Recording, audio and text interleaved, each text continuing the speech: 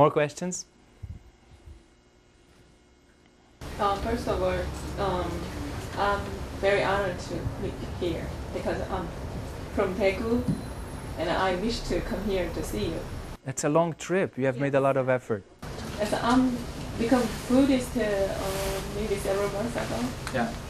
So when I see you in a PTN, internet, TV, I really think about I have to see you here. So I'm coming here. Takes a long time. That's very kind of you. Yeah. And it's gonna be the question. Before I am Buddhist, I had some suffering with my children because I am the mother of the 3 children. It was a very hard time, you know. It maybe it's 14 years.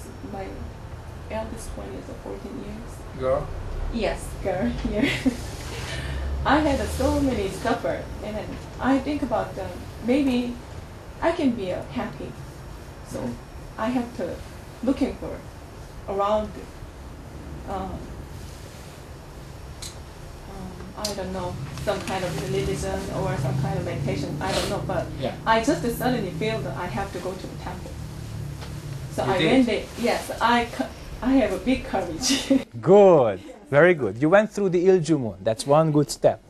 So I went to the temple. I studied it, and then I think I can control my mind to become a peace and calm. But I can solve the problem. Just one thing, my child. Because this is like a hindrance for me. Because when I have arguing with my children, I'm very angry. I can't control my anger. So what should I do when I have anger? How can I control my anger? So first of all, this mother's anger, you know, it usually comes from this extreme care towards the child. That you want the child to avoid suffering, to have some good life. And not to have the wrong view, but have the right view. But as your children reach adolescence, they start to grow into individuality. They give you such a hard time with this, and it's unbelievable. And every parent goes through this, no exception. So one thing we should realize is that being a parent is a special job. But since most people do this on earth, we don't think of it as really special. But it's a very, very special situation. Why? There's this relationship. One end is you. The other end is your child. Of course, they have siblings, so you have more children. But now just let's talk about one. When she's born, she's totally, absolutely dependent on you. Physically, emotionally, intellectually, in all senses of the word. Baby totally depends on mother and father, gentlemen, so stay home, okay? Just be there. Your child needs your energy. Even if you believe that he or she doesn't understand your speech, they understand. They also perceive whether you had a bad day or a good day. So they also depend on father, but mother explicitly and clearly dependent. So this is how we start as beings on this earth. Then we grow up, up, up, up, up, and up, and the child also becomes an adult and also becomes a parent. But during this time, the parent above you, think about your mother, think about your father, never really think of you 100% as an independent person, 100% as an adult. They still call you my daughter, which is all right. But the relationship is still almost like this, when you could hardly walk. They want to tell you everything. They want to give you most of the things that you need, small things, of course. And then you feel, as a growing individual, that my parents want to control me. For what? I already understand. Okay? Then the parent says, no, no, no, no, no, no. You don't understand. But the child says, but I understand. Let me go my way. Now, this is really something that parents don't like to hear. But I have to say it. Let your child go her way. Why? You don't own her. Children are not the parents' property. Second, she has her karma. You have yours. How are people born to each other? Follow the law of attraction. Opposites attract each other. Similarities or identical polarities, they repel each other. You don't even meet. Okay? So you have to accept that your child has opposite qualities. Not like you, but in some aspects it's very different. You are similar. Your child is similar to you in a lot of respects, otherwise there would be no balance. So what keeps relationships on constant orbit around each other is the balance of similarities and differences. Think about it. Too many similarities go away. Too many differences come too close and have a collision. Either harmonious, then it's desire type, multiply, men and women. Or anger type, then it's annihilation. Okay? It's very simple. Okay? I'll put this on the board unless I use my other amplifier here.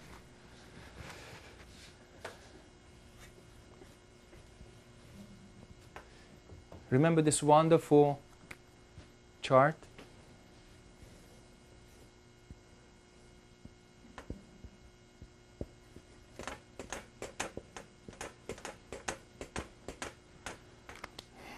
That's in your flag, ladies and gentlemen. And on some beverage also. I'm definitely not going to advertise that. It's not good for your body.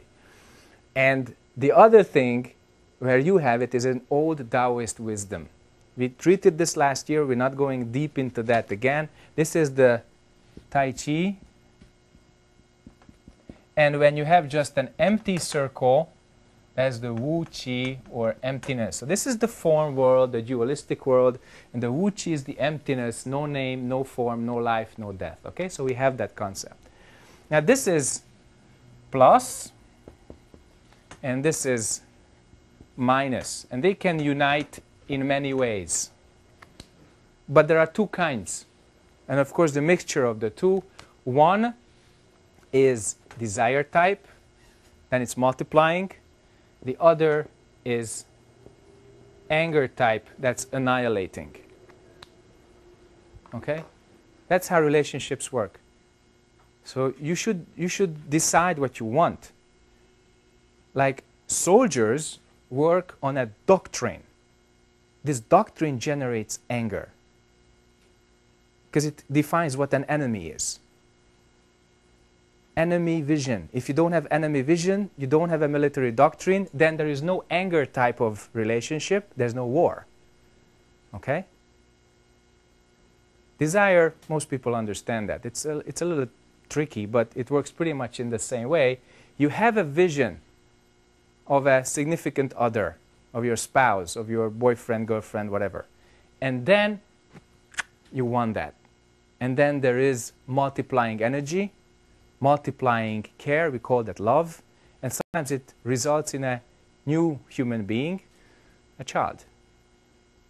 But your child was born to you so that you would have this specific job of bringing her into adulthood and let her go. You cannot control her life beyond the means that she lets you do that. And that has to be respected. It doesn't mean that you are controlled by your children's karma. I don't mean that. What I mean is that when your child wants to try how hot fire is, stand by with some ointment. You can't pull her hand back. You want to try it? Try it. I hurt my finger, mommy. See? That's what fire is. You don't say, stupid. She wanted to experience fire, she got it. So here's some ointment. This will fix it. Then your child will love you, no matter how bad the experience was. Why? Because, Mommy, I burnt my finger. So, you wanted it, you got it. It's as simple as that. So then the parent is there to help and to help wake up. Because next time, believe me, your child will ask you. Don't tell her in advance. If it's really big harm, of course, prevent and block it. Don't let her experience the power of the KTX just by collision. Board that wonderful train. I'm going to do that tomorrow. And see what it means to ride at 300 kilometers per hour in a harmonious way by being aboard. Okay? So your children will grow up no matter what, and you have to define your relationship, but they will become independent. But until they depend on you, you should be available. And when your children need help, help them. But you cannot put things into their brains which they don't want to hear and they don't want to have inside. So avoid these arguments. Let them have their lives. And stand by with the ointment and the, the bandage and the band-aid, because they'll hurt themselves. If they come back to mommy to have some love and to have some care and to fix things up, you're there. Otherwise, you have your life and they have theirs. This does not mean that there is no big family, okay? You care for them, but there is a distance because they are more independent than 10 years before. And this distance doesn't mean separation. Very important. So Korea has this wonderful group culture, but inside this group culture there's a tremendous push. And that's why many people don't want it. But I can tell you, coming from a very individualistic background, not the most individualistic, but it is pretty individualistic, that there's no greater merit to a society than to create harmonious groups where people are having jobs, people serve each other, respect each other, listen to each other, work things out together. But this is not a perfect solution either, but it's much better than isolated individuals walking around believing that they are alone and only institutions can help them. No, people can help each other. And that means group culture. So Korea has this wonderful thing, group culture, but that also sometimes needs a little cleanup, beginning with the family. I mean, it's enough if you have dramas in the television and you watch them as you dress up in the Mogyoktang. That's enough for drama. We don't have to make one in our own home. Okay? But usually we do. We do because we believe there's no other way. But one thing that your child has to learn, and what we have to learn unless we have learned it already, that we always have a choice. Always. Always have a choice. And we have to exercise that. So the best that a parent can do to a kind of growing child is saying what the options are when there is a strong dilemma. Strong dilemma, cannot decide. Your child is, oh, I cannot decide which university to go to.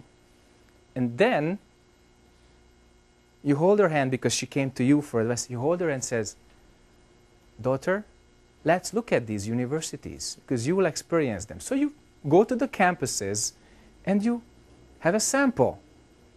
She smells the air, she talks to the students, maybe talks to some tutors or professors. Not just books, not just the internet. Experience. And then, oh mom, I like this and this university much, much better because I want to be this. Then you say, okay, then for most part of your adult life, you'll be doing this and this and this. And you take, if she wants to be like a doctor, you take her to a hospital and say, look around. This is what you will be doing. If you become a doctor, you'll help a lot of people wearing this white, gown, this outer coat, and you'll be a doctor and you'll be dealing with sick people, etc., etc. And don't want them to pass a judgment right then. Especially don't force your judgment on them. Okay? So that their real karma could come out. See, the second battery is gone. Yeah. Okay. So what's going to happen that your child will be able to make the right choice. What is the right choice? The right choice is something that they believe in. But they have to believe in that choice, not based on some ideas, not based on your idea or your husband's idea as father, but they have to have the experience that I want this job. I believe in this lifestyle. I believe in this job. I can identify with that, because we all identify with our jobs to a certain extent, to a certain time. So if they make their own choice, then they can never come back to you saying, Mom, see what I've done? You told me. You told me to become a taxi driver and I'm unhappy. Okay? I'm sorry. All taxi drivers are wonderful. So it just came. Somebody makes the choice that they don't want. Okay? And then they have somebody to blame. But if it's themselves, then they are again through another wake-up process. Okay? So let them help them experience this life. Don't just want to educate them as per your ideas. Especially don't teach them so much good and bad. Let them experience things. It's well within the realm of really human and sane possibilities. We don't spend enough time on that, but we spend a lot of time on discussions. Okay? So that's my humble advice, because you know what we are forbidden to do, we soon find a way to do it. Right? That's human. There are myths around it. I mean, if you have a forbidden pear, then soon you eat that forbidden pear and see what happens. It's printed in millions of copies. Okay? So really decide how you want to educate your children, but one thing, let them experience things which are not downright harmful. Okay? If you see that she wants to experience something really harmful like drugs, then let her see the result. Go to a rehabilitation facility. Have her see movies where serious drug addicts are, languishing and dying or doing bad things to each other because of their minds and passion and addiction. Poor people. So then you make her see the result. There's nothing. These days in Hungary, you know what they do? They simulate weekend accidents. We have a special category called discotheque accidents. People go to dance in the discotheque. They sometimes drink or take some pills, and they totally lose their minds. Then they sit in the car, go at 160 per hour and crash. And it happens so much, especially in the countryside or in suburbs, not in the inner city. In suburbs, in the country, it happens so many times that we have a special category for it. Okay? And these kids, 16, 17, 18, 19, until the end of their 20s, especially before they are married, it just doesn't click. So what happened in South Hungary after a serious accident like this, where 2 people died, 2 youngsters died, 2 cars seriously crashed, and 2 other people, totally innocent, got injured, and one of them maybe for life. Okay? So what they did, they brought out the whole school, the entire elementary and middle school of the area where these guys were living, so that not just them, but the whole friend circle, the entire school, the whole age group, everyone could see what's happening, and they simulated an accident like that. They simulated the crash with, prepared cars. They had stunts. They had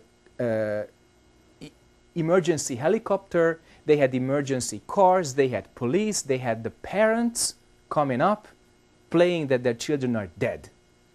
And that just shocked everybody. And most children were crying. So that experience really, we say virtual reality, but that reality is just as real as anything else, except that the outcome is different. So then we have the experience. We feel it in our bones, in our hearts, in our minds. So configure that experience in such a way that your child gets the message. And then we don't bring up broken karmas. Because by our moves of limiting our children all the time and telling them what's right and what's wrong, we deform their characters. We believe we bring up a good character, but we actually deform that. Okay? So asking the right question, what do you really want? See this? Is this what you want? asking the right question is better than having an ideology. Okay, so ask the right question and enable your child to ask the right question herself. And then you have really given something to her. Asking the right question is 10 times more important than having 100 smart answers. Okay? More questions? Children question, parent question, short, long, anything. Yes, right away. Why so many human beings are born? They say born as human body is not easy thing, but why human beings grow bigger and bigger? In number, you mean? Yeah. We may have a lot of guests, you know. So, 150 years ago, we had 1.5 billion people on this planet. Now we have over 4 times as many. We have 6.6. So you can enumerate a lot of material reasons like public health and better lifestyle and urban life and care and all that. But basically, we cannot really answer this question with our thinking mind. Like, you cannot explain to women why 2, 3 children are better than 4, 5, or 6. But we created social conditions that even in Korea these days, 1 or 2, usually 2, that's it. 50 years ago, it used to be not less than 3, but basically 4, 5, and most families had 6. That was 50, 60, 70 years ago, and before the Japanese rule, big families. We created conditions when we care more about our individual being, although here in Korea still within a very broad social context. We care more about our own individual being than procreation. And what's really interesting is that the higher the living standards, the lower procreation is. So this huge boom, which potentially is dangerous, I've already said why, because of our mind quality, doesn't really come from the most developed countries. The most developed countries are steady or slightly declining, like in Europe. That's why in Europe we have immigrants. Okay. In America they also do, but the overall population is not declining. In Europe we do. The old cultures like France, Germany, parts of England, there are less children than before. But there is a phase when from absolute poverty and insecurity they go through the kind of civilization process and they start to work in an integrated manner. There's a national economy, there's more security than before, etc. And then, boom, it appears. You can't stop that. You can regulate that. Like in China, they have very serious laws about preventing overpopulation, and rightfully so. I mean, that's a huge explosion they have over there. You know, already 1.4 billion people. It's very big. But you can't stop that. You can't take away that right from people to have children. Impossible. And it shouldn't be. The real question is, what do we do with this amount of population? Because some people say it's a very big burden on Earth, which is true, but it's also a huge potential. Korea could bring about the 4th largest economy in Asia because of an integrated society which by now, and tell me if my numbering is wrong, but crossed the 50 million mark. In fact, it happened last December, and if the paper was right, it was a national daily in English, which said today the 50th million was passed by the South Korean population. It's 5 times more dense than Hungary. 5 times, because the land area is almost the same. We have 93.4 thousand square kilometers. South Korea has about 105,000. Only 10% difference, sort of. But the population is 5-fold. And the reason why this country can function in the way it does, which is beautiful, because society organizes itself with such standards, with such integration, with such group culture. Okay? If people were fighting in the street all the time, this country wouldn't function. If people didn't agree with each other, if they were always arguing about things, functions, actions, this economy wouldn't go, wouldn't work, wouldn't develop. But because of the social heritage, because of the social integration, because of the culture, it was possible. There are countries elsewhere in the world where the population density is as high as in Korea, but the integratedness of society, the organized nature of society is not nearly as good as in Korea, so they suffer more. There's a lot more anger there, there's a lot more desire there, and there's a lot less function there. Okay? Look around. It's really not up to numbers, it's up to the mind. Up to the mind and the social tradition and the cultural heritage. So don't look at this amount of population as something bad. It's a task. This is something we have to deal with. And it's another urge, it's another push to increase our mind quality. Because if we don't wake up, then a bus with 6.6 billion people crashes a lot harder than with only 1.5 billion. We can do a lot more damage to this earth with 6.6 than with 1.5. We are on our best way to do that, unfortunately. So they also counted that this earth as it is, with its physical potential, with the presence of the 5 elements on this earth, could sustain over 30 billion people easily. If we used energy differently, if we produced food differently, if we didn't destroy the biosphere, if we didn't make so many wars, if we related to each other as individuals and nations differently, if. But we talked about conditioned existence before. We talked about causality before. We talked about emptiness before, meaning that we make everything happen. So what's the hindrance?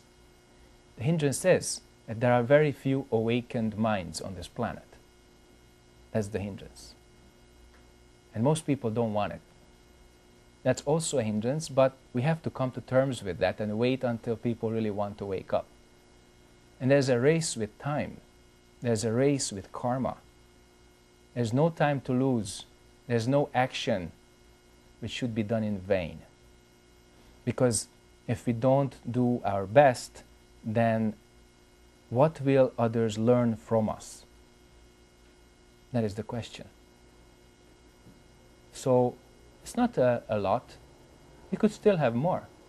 But also it's not a little. So how we handle this is really up to us.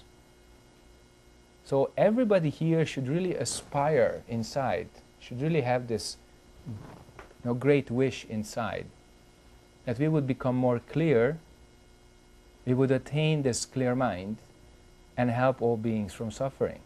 Because without this clear direction, we are unable to help ourselves and other beings. There is no other way. This way can appear in many forms, in many traditions, in many styles, in many practices, but there is no alternative to awakening, no matter what you call it. Okay? So, some people are becoming Buddhist, wonderful. Some people are changing from Buddhism to another tradition. Doesn't matter. What matters, how awakened you are. How much anger, desire, and ignorance you produce. That is the question. How much harm you do to other beings. It doesn't depend on religion. It doesn't depend on beliefs. It doesn't depend on dogmas or doctrines. It depends on you. So wake up. Because when you wake up, then there's less anger, desire, and ignorance. And then we can help each other. Last few questions? Yeah. One question, sir. Sure. You explained, you mentioned about Satra Pundarika parables. Hoo-ha! What did I say? And the children in the burning house. Finally, it's translated. Thank you. Yes. But I thought about that. The children will not go out by themselves. The Father or the Lord come inside and persuade them because they did not recognize that the house is burning. Some children can be persuaded, some cannot. You know that from your own life, right? Some people are not grown enough, like children, they are not grown enough, so they can be just carried out. But big kids with a strong will, they are attached to their toys, they are attached to their game. Those big kids are adults, they're us, okay? So, yeah, the house is burning. The children are playing. Some can be persuaded, there should be an effort to do so. But if they cannot, then, like I said, when our mother from Daegu asked this question, then let them burn their little finger. Don't let them harm themselves too much. But let them experience that. And if they do, believe me, they are just as human as we are. No difference. And boom, immediately they want to become free. So don't be afraid of experience or the outcome of that experience, but never lose that direction that you have originally chosen as a human being. Don't let that experience divert you from the highest of the aims that you put for yourself on your existence's horizon. Don't lose your morning star, okay? Because that's not really Chosen. Chosen is see the star, okay? But sometimes I think I face some problems. There is some differences between the Buddhist Prajna Paramita and the Western wisdom. Have you ever think about that? Yes, it's my problem too. We are lucky, you know, because there are these differences. You know, if you read Western philosophy, it's very different from what you read in the sutras. And it's wonderful, you know, because each culture has its own effort, has its own merits, has its own shortcomings. I mean, if you look at the Tripitaka, most of the texts were actually not spoken by the Buddha, and we know it. They are commentaries, they are later kind of additions, they are kind of summaries in the way the Buddha never spoke. We know that. But they are useful. And if there's just one person who can find a way based on them, they have already been, you know, used well. Western thought is actually very good. You know why? Because it's so stubborn. It's so stubborn about the self, you know. Until the 1960s and 70s, where things were really changing. For the previous 2,000, but even more, 3,000 years, you know, think about the Greeks, not just the Romans, the notion of the self was something which could not be altered, which was controlled by a higher power or higher powers, monotheism, polytheism. We had several versions of it. We have a very stubborn dualistic thinking. Some parts of it, you know, remains active to the present day. Look at the result. The result was countless wars, including 2 world wars in the last, you know, 100 years, coming all from Europe, from our great civilization, from empires that we are so proud of.